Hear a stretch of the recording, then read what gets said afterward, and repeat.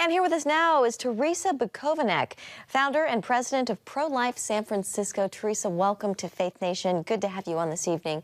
So you are launching a new organization today. According to your press release, it's progressive and anti-abortion. You yourself are a self-avowed atheist. You know, conventional wisdom says those two ideas are somewhat at odds.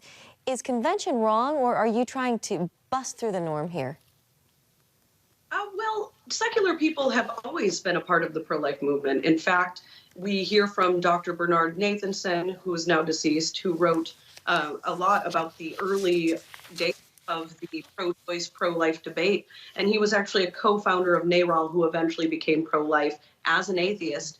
But he wrote about how the choice movement specifically tried to suppress the voices of those in the community who were non-religious and who also opposed abortion. Terrisa, your launch is timed to the Women's March on Saturday, tomorrow, which aims to rally support for reproductive rights in the wake of GOP-led states passing restrictions on abortion, like Texas. Terrisa, any concern that your position is going to be drowned out by media coverage on that event?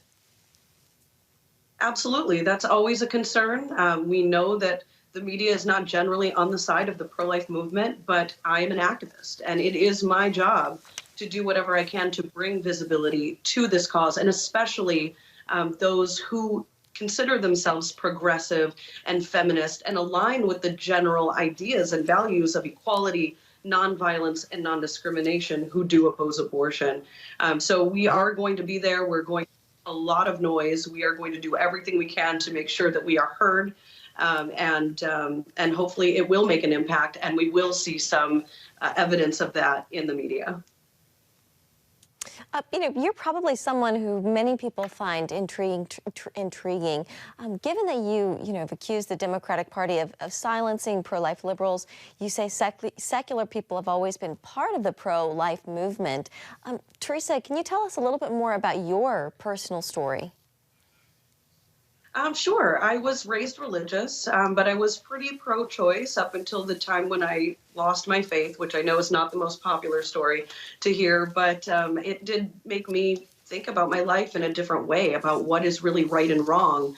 And especially, you know, the idea of not having a life after death really motivated me. And the idea that maybe there wasn't divine justice out there, that maybe justice was something that I would have to fight for. So it kind of sent me down a rabbit hole, but it wasn't until I found the group Secular Pro-Life that I felt confident enough saying, okay, yes, no, I am also pro-life.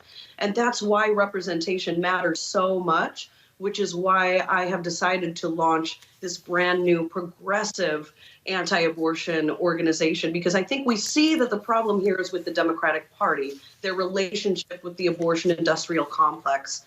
But the only groups that are really able to affect what happens in the Democratic Party are truly progressive ones that force the party to be more progressive. So that is the goal with this organization. All right, Terrisa Bukovinac with ProLife, president of ProLife San Francisco. Terrisa, thank you so much, and best of luck with this new organization. Thank you. Thank you so much for having me on.